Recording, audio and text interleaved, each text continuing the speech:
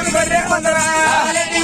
స్వామి గొర్రె వందరా దేవదేవుని మందరం స్వామి గొర్రె వందరా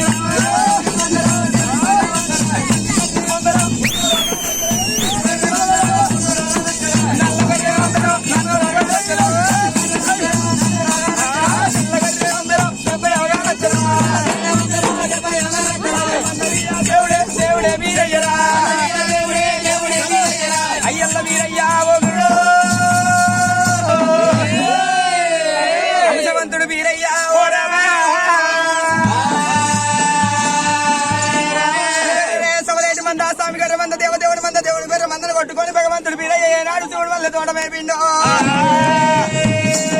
ఎండికొండ కైలాసం లోపల లోకాల శంకరుడు కళ్ళ చూసిండు రే వీరయ్య గొర్రె మందనంగా శివుడు వల్ల తోటమే పిండా అని వీరయ్య గొర్రె మంద కదనమ్మో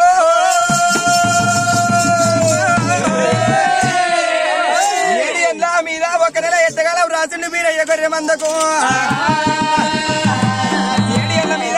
ఎంతకాలం రత్తనాయిందా ఒట్టెక్కిన మందా ఒట్టు దూతలేదు ఒట్టు దిగిన మందా ఒట్టెక్కలేదాట పంచకము పిల్లలు ఆరగింపబట్టే పిల్లలాది పంచకము తల్లులు ఆరగింపబట్టే మంద లోపల సావుట్టే కాలం వచ్చింది అన్నా పోగన్నా మందల సావు పుట్టిందంటే దేవతల ముందట దెప్పల పాలైతము డేరల్ల పాలైతము అన్నా పోగన్నా కొల్ల దేశాలు తిరిగచ్చినట్టు ఉంటే గడ్డి నీళ్ళ జాలు చచ్చినట్టు ఉంటే మనం అందరం కొట్టుకొని బండాలు వదమని భగవంతుడు మీరయ్య వలికిన్నాడు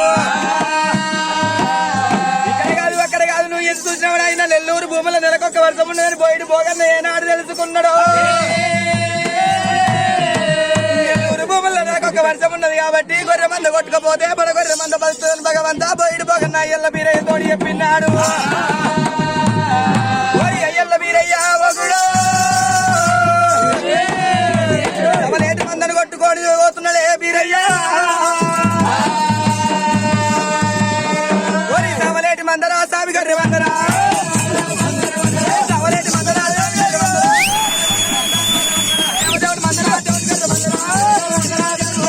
దాని మందనే సాగల వచ్చరా మందనే కలుదుమ్ములేదురా కైలాస వందరా లెక్కదుమ్ములేదురా దేవలోక వందరా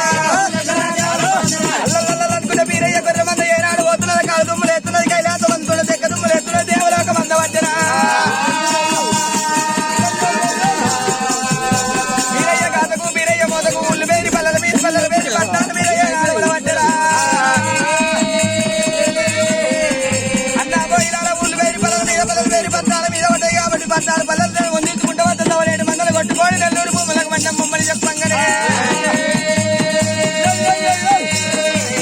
కాలుతుమ్ములేసి కైలాసం అందింది కాబట్టి ఎండికొండ కైలాసం లోపల లోకాల దగ్గరుడు కళ్ళ చూసినా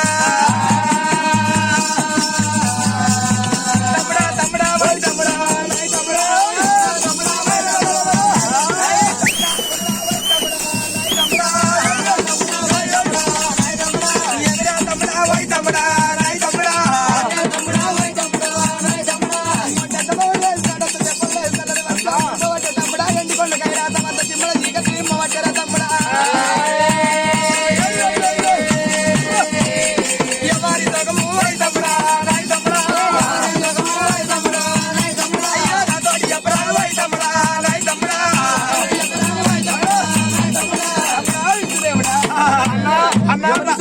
ఎవరి శోకం ఉన్నది అన్నా లంగమయ్య అన్నా లంగమయ్య కాదే అన్నా జంగమయ్య అనాలి అన్నా జంగమయ్య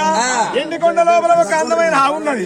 మన ఆవుకు లాగా ఉడితే చెవులు ముందుగా ఉడితే కొమ్ములు ముందుగా ఉడితే అందమైన లాగా ఉడితే చెవులు ముందుగా ఉడితే కొమ్ములు వెనక సిక్కు ఉడితే